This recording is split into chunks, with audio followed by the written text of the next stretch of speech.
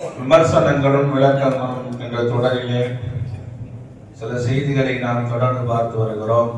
அதன் வரிசையில் இன்றைக்கு ஓதப்படக்கூடிய துஆவுடைய மஜ்லிஸ்களில் எல்லாம் முன்னாடி உணவுகளை வைத்து ஓதக்கூடிய ஒரு வழக்கம், அதே போல பழங்களை எல்லாம் வைத்து ஓதக்கூடிய ஒரு வழக்கத்தை நாம் விளையாண்டு கொண்டிருக்கிறோம். இதுவெல்லாம் இஸ்லாத்திலே அனுமதிக்கப்பட்டிருக்கிறதா?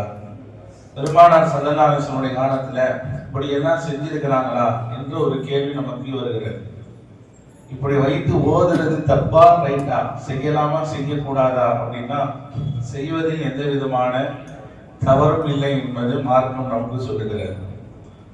சரி, முதல்ல இந்த பழக்கம் எப்படி வந்துச்சு அப்படின்னா, இப்போ உள்ள நம்ம காலத்துல டெக்னாலஜிகள் ரொம்ப வளர்ந்துட்டு இருக்கக்கூடிய ஒரு காலத்துல இருக்கிறோம்.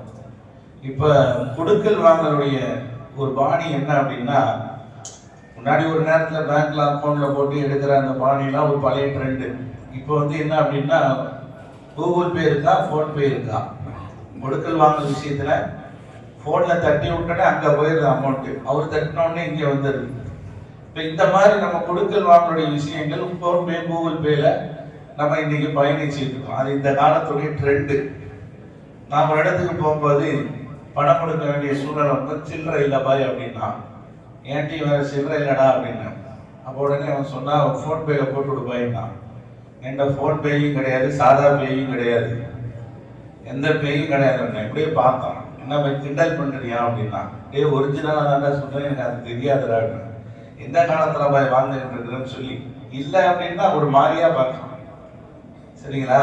இப்போ சூழ்நிலை இப்படி போயிட்டு இருக்கு. இப்ப பாருங்க, நமக்கு முன்னால் வாழ்ந்த முன்னோருடைய காலகட்டத்துல இந்த கொடுக்கல் வாங்கலுடைய முறை எப்படி இருந்துச்சு அப்படின்னா, பண்டை மாற்றுகளுடைய விஷயமா இருக்கு. பண்டை மாற்று பரிமாற்றங்கள். இப்போ ஒரு வீட்டுல துவா நடக்குது, இந்த கல்யாண வீடா இருக்கட்டும், மௌத்து வீடா இருக்கட்டும், எதுவா இருந்தாலும் அவங்க வரும்போது என்ன செய்வாங்க அப்படின்னா, தன்னுடைய பங்களிப்புக்காக பழங்களை கொண்டு வருவாங்களாம்.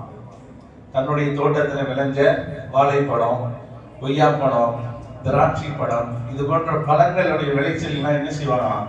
இது என்னுடைய சொந்த கருத்து இல்ல, ஒரு கிதாப்ல எழுதப்பட்ட ஒரு செய்தி. இதை நம்ம தெரியா விளங்கிட்டோம் அப்படின்னா அதனுடைய அசலியத்து என்ன என்பதை நமக்கு புரியும். அப்ப துஆவுடைய மஜ்லிஸுக்கு வரும்போது இந்த உறவுகள்லாம் என்ன செய்வாங்கன்னா, என் தரப்புல இருந்து என்னப்பா என்னுடைய தோட்டத்துல விளைஞ்சது வாழைப்பழம் கொண்டு சபையில வைக்கப்படுமா. இப்படி ஒவ்வொருத்தரும் தனக்கு சாதகமான அல்ல தன்னுடைய தோட்டத்துல விளைந்த அல்ல தனக்கு பிடித்தமான ஒரு பழங்களை கொண்டு வந்து சபையில வைத்து அந்த துஆவுடைய நிறைவிலை எல்லோருக்கும் பகிர்ந்தளிக்கக்கூடிய ஒரு வழக்கம் இருந்து வந்துச்சு. அந்த காலத்துல பண்டை மாற்றம் பரிமாணங்கள் அப்படிதான் இருந்துச்சாம். அது காலப்போக்கில் என்ன ஆச்சு அப்படின்னா, அந்த பழத்தை வெட்டி சாப்பிடறதுக்காக அப்படி பரிமாறப்பட்டது. இந்த விஷயங்கள் தான் காலப்போக்கிலே நம்மள்கிட்ட என்னது, அந்த துஆ ஓதும் போது இந்த பழங்களை எல்லாம் அந்த மஜ்லிஸ்ல வச்சு ஓதக்கூடிய ஒரு நிலை உருவானது. இது இப்படிதான் இதனுடைய தொட்டு தொட்டு வளர்ந்த வழக்கம். இதுதான் நம்ம கடைபிடிச்சிட்டு வர்றோம். சரி, இது செய்யலாமான்னா செய்யறது தப்பு இல்லை. பட் ஆனா இப்படி தட்டுக்களை பரிமாறி பழங்களை வைத்து ஓதுனாதான் அந்த துஆ கபூலாகுன்றது கிடையாது. அசரியத்து நம்ம இஹ்லாஸான முறையில் கேட்கக்கூடிய துஆவை தான் அல்லாஹ் பார்க்கலாம். ஆனா இன்னைக்கு நம்ம மக்களுக்கு சில விஷயங்களை சொல்லணும், தவறா புரிஞ்சுட்டு இருந்தாங்க. என்ன செய்யறாங்கன்னா, துஆ ஓதுறதுக்கு முன்னாடி 1 2 3 4 5 6 11 தட்டு வைக்கணும், 9 தட்டு தான் வச்சிருக்கு, இன்னும் 2 தட்டு எங்க, கொய்யா பழத்தை கொண்டு வா, ஆப்பிள் பழத்தை கொண்டு வா, அதுவரையும் துஆ ஓதாம நிப்பாட்டி அப்படிலாம் கிடையாது. 11 தட்டு வச்சு ஓதணும், 7 தட்டு வச்சு ஓதணும், கொய்யா பழம் கம்மியா இருக்கு, ஆரஞ்சு பழம் கம்மியா இருக்கு, இந்த ஷருத்துனா அந்த துஆவுக்கு கட்டாயம். அல்லாஹ் நம்மள பார்க்கறது உடற்பூர்வமான அந்த துஆவை தான் எதிர்பார்க்கலாம். இருந்தா வைக்க வேண்டியதான், இல்லைன்னா துஆ வேணும். ஒரு பழமும் இல்ல, ஒரு பேரிச்சம் பழத்தை வச்சு ஓதுறது அல்ஹம்துலில்லாஹ் போதுமானது. ஒரு இடத்துல நடந்த நிகழ்வு இப்படிதான். அதே போல இன்னொரு செய்வாங்க, என்னன்னா மௌத்தா பழங்களுக்கு பிடிச்ச ஐட்டமா வச்சுதான் ஓதணும் அப்படின்றதையும் சில தவறா விளங்கிடுவாங்க. பிடித்ததை வைக்கிறது தப்பு கிடையாது, ஆனா அப்படி வச்சுதான்ன்றது கட்டாயம் கிடையாது. இப்படி வைக்கணும்ன்றதுல அவர் நடந்த நிகழ்வு என்ன அப்படின்னா, ஒரு ஆணிஷா துஆ ஓத போயிருக்கிறார். போன இடத்துல வழக்கம் போல உணவு பதார்த்தங்கள்லாம் முன்னாடி வச்சிருக்கிறாங்க. அதுல ஒரு தட்டு மேல ஒரு பட்டு செவப்பு துணியை போட்டு கொத்தி வச்சிருக்கிறாங்க. அச்சத்துக்கு அந்த தட்டு மேலேயே ஒரு கண்ணு, எல்லாமே ஓப்பன்ல இருக்கு, இதை மட்டும் மூடி வச்சிருக்கிறாங்க. என்னன்றாங்க அப்புறம் துவா ஓத போற நேரத்தில் சரி துவா ஓதிட்டு தான் பார்த்துருன்னு சொல்லிட்டு துவா ஓதிட்டு துணியை தூக்கி பார்க்குறாரு, சரக்கு பாட்டில். துவா சரக்கு பாட்டில். அவரும் திடீர்னு பயந்து போயிட்டாரு. என்னது அப்படின்னா, இல்ல மௌத்தா பணம் அவங்களுக்கு ரொம்ப பிடிக்கும். சரக்கு பாட்டில் மட்டுமல்ல, சுருட்டு ஒன்று 2 3 ஐட்டத்தோட அதை பிடிச்செல்லாம் வச்சிருக்காங்க. இப்பதான் சொன்னாங்க, இந்த மாதிரிலாம் கிடையாது, பிடித்தவர்களுக்கு வைக்கணும்னா அந்த ஹலாலான உணவா இருந்தா பிரச்சனை இல்லை. இந்த மாதிரி சில பேர் விளங்காம தெரியாம செய்யறாங்க. ஆனா இந்த மாதிரி மார்க்கத்துல கட்டாயம் கிடையாது. ஆனா இன்றைக்கு பழங்களை வைத்து வச்சு ஓதுறது என்னன்னா, அந்த துவா முடிஞ்சதுக்கு பின்னாடி வந்த மக்களுக்கு பசியாகுவதற்காக கொடுக்கப்படும். அதனால எந்த தப்பும் கிடையாது. இது சிறுக்கு, இது கூடாது, இது விதத்து அப்படின்லாம் கிடையாது. நம்ம உணவுக்காக வைக்கிறோம். அந்த உணவு வைக்கப்படக்கூடிய அந்த தருணத்துல பரக்கத்துக்காக துவா செய்யப்படுது. சரி, பரக்கத்துக்காக துவா செய்யப்படுது, நம்ம தான் சொல்றோம். ஹதீஸ்ல வருதா அப்படின்னு ஒரு கேள்வி வருதுல. ஹதீஸ்ல வருகிறது. அபூ ஹுரைரா ரலியல்லாஹு அன்ஹு அவர்கள் சொல்றாங்க, நாங்கள் பெருமானார் ஸல்லல்லாஹு அலைஹி வஸல்லம் அவர்களோடு ஒரு பயணத்துல மேற்கொள்ளும் போது எங்களுடைய உணவுகள் எல்லாம் தட்டுப்பாடு ஏற்பட்டுருச்சு. பற்றாக்குறை நிலைமைக்கு போயிட்டோம். எந்த அளவுக்குன்னா, பசி இருக்கு ஆனா உணவு இல்லை எங்கள்கிட்ட. ஒரு சில நபர்கள்ட்ட ஒரு சில கவனம் தான் இருக்கு, ஆனா அது ரொம்ப நாளைக்கு வராது. அப்பதான் ஸல்லல்லாஹு அலைஹி வஸல்லம் சூழ்நிலையை பார்த்து சொன்னாங்கன்னா, நம்ம பயணிச்சுட்டு வந்த ஒரு ஒட்டகத்தை நம்ம அறுத்து இறைச்சிகளை உணவாக ஆக்கிக்கலாம் அப்படின்னு ஸல்லல்லாஹு அலைஹி வஸல்லம் சொல்றாங்க. அந்த தருணத்துல சையதுனா உமர் ரலியல்லாஹு அன்ஹு சொல்றாங்க, யார் சொல்லலாம், நம்ம பயணிக்கிறதுக்கு ஒட்டகத்தை அறுத்துட்டோம் அப்படின்னா பயணிக்கிறதுக்கு கொஞ்சம் நமக்கு தட்டுப்பாடு ஆயிரும். அதனால உமர் ரலியல்லாஹு அன்ஹு சொல்றாங்க இந்த செய்தியை, எங்கள்கிட்ட இருக்கக்கூடிய கொஞ்ச நெஞ்சான உணவுகளை நாங்க கொண்டு வந்து உங்களுக்கு முன்னாடி வைக்கிறோம், நீங்க பரக்கத்துக்காக துவா செய்யுங்கன்னு சொல்லலாம், அந்த உணவு விஸ்தீர்ணமாக ஆகும் அப்படின்னு ஸல்லல்லாஹு அலைஹி வஸல்லம் அவர்கள் எந்த விதமான மறுப்பும் சொல்லாம, அல்ல சரி அதே மாதிரி செய்வோம்னு சொல்லி ஸல்லல்லாஹு அலைஹி வஸல்லம் அவர்கள் அனுமதி கொடுக்கிறாங்க. இங்க பாருங்க, ரசூலுல்லாஹ் ஒரு விஷயத்தை சொல்லும் போது உமர் ரலியல்லாஹு அன்ஹு ஒரு மாற்று யோசனை சொல்றாங்க. மாற்று யோசனையை சொல்லும் போது ரசூலுல்லாஹ் அதை அக்செப்ட் பண்ணிக்கிட்டாங்க, ஏத்துக்கிட்டாங்க. ஒரு விஷயத்தை நம்ம விளங்கணும். அதாவது தலைமைத்துவத்தில் இருக்கிறவங்க நான் சொல்றதுதான் அப்படின்னு கிடையாது, மற்றவருடைய கருத்துக்களை ஏற்றுக்கொள்ளணும்ன்றதை இங்க ஹதீஸ்ல நமக்கு விளங்குது. அதே போல சொல்லக்கூடிய இந்த பாணி எப்படி இருக்கு தெரியுமா, அவர்கள் தலைமைத்துவத்துக்கு மரியாதை கொடுத்து சொல்லணும். இப்படி செஞ்சா எப்படி எப்படி உங்களுடைய கருத்து என்ன அப்படின்னு நம்ம இருக்கணும். நீ என்ன சொல்றது நான் என்ன கேட்கறது அப்படி மறுக்க கூடாது. அவங்கள்ட்ட பணிவான கோரிக்கையை முன்வைக்கணும். யார் சொல்ல இப்படி செஞ்சா என்ன அப்படின்னு ரசூலுல்லாஹ் அல்ஹம்துலில்லாஹ் நல்ல ஐடியா தான் அனுமதி கொடுக்குறாங்க. உமர்லாங்க என்ன செய்யறாங்க, இருக்கிறவங்க இப்பா உன்ன 9 மாவு இருக்கா கொஞ்சம் கொடு, நீ என்ன வச்சிருக்க பேரிச்சை பழம் வச்சிருக்க கொடு அப்படின்னு சொல்லி எல்லாத்தையும் கலெக்ட் பண்ணி ஸல்லல்லாஹு அலைஹி வஸல்லம் சபைக்கு முன்னாடி வைக்கப்படுது. என்ன வைக்கப்படுதுன்னா, கோதுமை மாவு பேரிச்சை பழம் மட்டும் அல்லையா, பேரிச்சை பழத்துடைய கொட்டையை கூட சேர்த்து வைக்கிறாங்க. அதுக்கு ஒரு மார்க்க சட்ட மேதைகள் முஜாஹித் ரஹ்மத்துல்லாஹி அலைஹி அதுக்கு ஒரு விளக்கம் எழுதுறாங்க. பேரிச்சம்பழம் வைக்கிறதும் நியாயம், மாவு வைக்கிறதும் நியாயம், தண்ணி வைக்கிறது நியாயம், பேரிச்சம்பழம் கொட்டை பாப்பா வைப்பாங்க, அதுலயுமா ஒரு விஸ்தீர்ணம் இருக்கு அப்படின்னா, ஆமா அந்த பேரித்தம்பழ கொட்டையை கூட சில நபர்கள் சூப்பி கொண்டு அதிலிருந்து பசியானக்கூடிய ஒரு தன்மையை நாங்கள் பெற்று தண்ணியை குடிச்சுக்கிட்டோம் நாங்க. அப்ப உணவுக்காக இந்த ரசூலுல்லாஹ்வுக்கு முன்னாடி வைக்கப்பட்டது. ஸல்லல்லாஹு அலைஹி வஸல்லம் துஆ செய்கிறார்கள். அந்த உணவிலே பரக்கத் ஏற்படுவதற்காக துஆ செய்கிறார்கள். அல்லாஹ் தஆலா அந்த பரக்கத்தை அந்த உணவிலே கொண்டு வந்து காட்டுகிறான். பல மக்களுக்கு பிரயோஜனம் தரக்கூடியதாக அந்த உணவு விஸ்தீர்ணமாக ஆக்கிவிட்டது. கொஞ்சம் தான் இருந்துச்சு, அது ஒரு சில நபர்களுக்கு தான் அது போதுமானதா இருந்துச்சு. ரசூலுல்லாஹ்வுடைய சபைக்கு முன்னாடி வச்சு அந்த உணவுக்காக ரசூலுல்லாஹ் துஆ செய்ய அல்லாஹ் அந்த பாத்திரம் நிறைய உணவுகளை அல்லாஹ் தஆலா விஸ்தீர்ணமாக்கிட்டான். அந்த உணவுகளை கொண்டு நாங்கள் போதுமாக்கி கொண்டோம். இந்த செய்தியை செய்த அபூ ஹுரைரா ரலியல்லாஹு அன்ஹு அவர்கள் பதிவு செய்யறாங்க. நம்ம கவனிக்க வேண்டிய விஷயம் என்னன்னா, உணவுகளை முன்னால் வைத்துக் கொண்டு ஓதக்கூடிய அந்த துஆக்கள் அதனுடைய பரக்காத்துகள் உணவிலே ஏற்படுமானா ஏற்படும். இது மட்டுமல்ல, இந்த சம்பவம் மட்டுமல்ல, இன்னும் நிறைய சம்பவங்கள்லாம் இருக்கு. ஒரு தடவை இதே மாதிரிதான் அபூ ஹுரைரா ரலியல்லாஹு அன்ஹு கடுமையான பசியில இருக்கிறாங்க. உணவுக்காக ரொம்ப தேவையில இருக்கும்போது அப்போ ஒருத்தர் பால் கொண்டு வர்றாங்க. ஒரு டம்ளர் பால் தான், ஒரு கிண்ணம் ஒரு கோப்பன்னு வச்சுக்கோங்களேன். அந்த பால் வருது. உடனே அபூ ஹுரைரா ரலியல்லாஹு அன்ஹு கூப்பிடுறாங்க. நீண்ட ஹதீஸ் இது சுருக்கமாக சொல்லிட்டு முடிக்கிறேன். அபூ ஹுரைரா ரலியல்லாஹு அன்ஹு ரொம்ப சந்தோஷம். ரசூலுல்லாஹ் கூப்பிடுறாங்க அப்படின்னா நமக்கு தான் கொடுக்க போறாங்க. ஆனா அபூ ஹுரைரா ரலியல்லாஹு அன்ஹு அவர்களை மாதிரி கடுமையான பசியில இருக்கக்கூடிய 70 சஹாபாக்கள் உட்கார்ந்துருக்காங்க.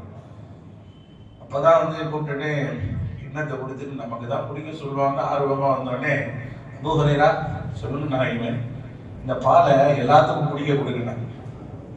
எப்படி இருக்கும்? இவருக்கே கடுமையான பசி, அந்த பசியை போகிறதுக்கு அந்த பாலை ஃபுல்லா குடிச்சாலே போதுமானதா இருக்காது, இதை எல்லாத்துக்கும் கொடுத்துட்டு வாங்கன்றாங்க. எப்படி இருக்கும்?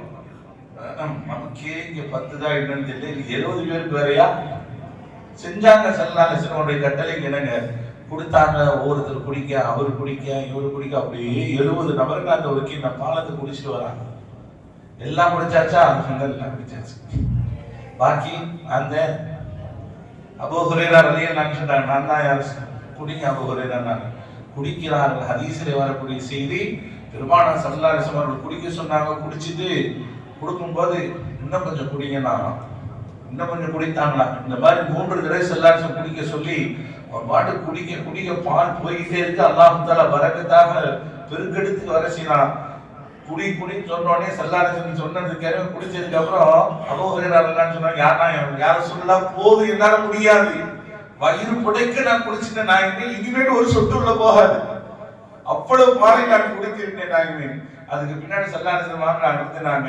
ஆனா அந்த கிண்ணத்துல பால் அப்படியே இருந்ததாம். எவ்வளவு பெரிய ஒரு அற்புதம் பாருங்க. இது என்னன்னா, இது ரசூலுல்லாஹ்வுக்கு மட்டும்தான பிரத்யேகம் நம்ம நினைக்கலாம். ரசூலுல்லாஹ்வுக்கு உண்டான முஅஜிசாத்துகள் வேற. ஆனால் ஒரு உணவிலே அல்லாஹ்விடத்திலே துஆ கேட்கக்கூடிய அந்த பரக்காத்துகளை கொண்டு அபிவிருத்தி கிடைக்குமா அப்படின்னா நிச்சயமா அதுல உண்டு. அதுல எந்த விதமான சந்தேகம் இல்லை. அதனாலதான் இன்னைக்கு நம்ம கல்யாண வீடுகள்ல இருந்தோ எல்லா துஆக்கள் ஓதும்போது அந்த உணவுகளை பேசல வச்சு என்ன செய்வாங்க, அந்த தட்டுல வச்சு ஓதுறதுக்கு அதை சாப்பிட்ட பிறகு ஒரு கவனம் எடுத்து சாப்பிடுவாங்க. இதெல்லாம் ஒரு பரக்கத்துக்காக. சில பேருக்கு அது பிடிக்காது, சில பேருக்கு நம்பிக்கை இருக்காது, இதெல்லாம் ஒரு சடங்குங்க அப்படின்னு சொல்லி ஒதுக்குவாங்க. அதை பத்தி நமக்கு பிரச்சனை இல்லை. ஆனா பரக்கத்துகள் இருக்கிறதுன்றதுக்கு 1000 சம்பவங்கள் நிரம்ப இருக்கு. அதனால தான் முன்னோர்கள் என்ன செய்வாங்க, அந்த சாப்பாடு செஞ்ச பிறகு அந்த உணவுகளை போட்டு, யாரெல்லாம் நீ இந்த உணவிலே பரக்கத்து. நிறைய பேர் பாத்தீங்கன்னா இந்த கல்யாண வீடுகள்ல அசால்ட்டா இருப்பாங்க. ஒரு துவா தான், யாரெல்லாம் என் உழைப்ப நான் செஞ்சுட்டேன், இதை எல்லாத்துக்கும் போதுமானதாக ஆக்கி வைக்கிறது உங்க கையில இருக்கு. இந்த அல்லாஹ்வின் மீது தவக்கல் சாட்டக்கூடியதான் அந்த துவா. பாத்தீங்கன்னா எல்லா நபர்களும் திருப்தியா சாப்பிட்டு அந்த சாப்பாடும் கொஞ்சம் எக்ஸ்ட்ரா இருக்கும். இன்னும் சில பேர் பாத்துக்கலாம், நம்ம யாரு எப்படியான்னு பந்தா கட்டுவாங்க. கடைசியில பார்த்தா சாப்பாடு தட்டுப்பாடு ஆகி எத்தனையோ திருமணங்கள்ல பந்தாவா நடத்துறவங்க பூரா மண்ணம் தள்ளிட்டு போற வரலாறுகள்லாம் நிறைய இருக்கு. எல்லாம் பாதுகாக்கணும். அந்த பரக்கத்து இல்லை அப்படின்னா எத்தனை சட்டிகள் ஏற்றப்பட்டாலும் ஒண்ணு இருக்காது. அதே சமயத்துல பரக்கத்து நிறைந்து விட்டால் பார்ப்பதற்கு குறைவாக இருக்கும். அல்ல அல்ல அல்ல அல்ல அல்லாஹ்வுடைய பரக்கத்து வந்துட்டு. அதனாலதான் உணவினுடைய விஷயத்துல பரக்கத்தை நாடுவது என்பது மார்க்கத்தில் அனுமதிக்கப்பட்டிருக்கிறது. அதன் அடிப்படையில் தான் துஆக்களின் போது அங்க முன்னாடி என்ன செய்யறாங்க, இந்த உணவுகள்லாம் வச்சு பரிமாறப்படுது. அதன் மூலமாக எடுத்து சொல்லுவாங்க, கோடிக்கணக்கில் பணம் வச்சிருக்கான், பேரிச்ச பழத்துக்கு போய் இப்படி அழுதுட்டு கிடக்கிறான், ஒரு வசதியானவனா இருக்கா, இப்படி வாழைப்பழத்துக்கு போய் கையேறி இருக்கான் அப்படின்லாம் கிண்டல் பண்ணுவாங்க. அதை இப்படி திரும்பி பாருங்க, அவர் நினைச்சா எவ்வளவோ பேரிச்ச பழத்தை கடலில வாங்கிட்டீங்களா, வாழைப்பழத்தை வாங்கிட்டீங்களா, ஆனா அதை விரும்பாம இந்த நேர்ச்சியை அவர் நாடுகிறாருன்னா இந்த நேர்ச்சியோடைய அருமை என்னன்றது அவர் விளங்கி இருக்கிறார். அந்த ஒரு பரக்கத்து என்னன்றது அவருக்கு தெரியும். அதனாலதான் அதை வாங்குறாங்க. அதனாலதான் இன்னைக்கு நேர்ச்சிகள் என்பது ஒரு சாதாரண விஷயம் அல்ல, அது பரக்கத்து நிறைந்தது என்பதை பெருமக்கள் நமக்கு சொல்லுவாங்க. விளங்கினவங்களுக்கு தெரியும், விளங்காதவங்க கடைசியில் விளங்க. அதனால இந்த விஷயங்கள் செய்யறது மார்க்கத்துல எந்த விதமான தவறு கிடையாது. ஆனால் அதே சமயத்துல அதுதான் வேணும், அது இருந்தாதான் செய்யணும், அப்படி இருந்தால்தான் துவா அப்படின்றது நம்ம அப்படி ஒரு கட்டாயம் நிர்பந்தப்படுத்தி அது மார்க்கத்துல இது ஒரு செயல், நல்ல செயல், அவ்வளவுதான். மார்க்கத்துல பரலாக்கப்பட்டது ஒண்ணல்ல, வாஜிபாக்கப்பட்டது ஒண்ணு வரல. ஒரு நல்ல செயல், பண்டமாற்ற பரிமாற்றங்கள் இருந்ததுல இருந்து உருவான வந்தது.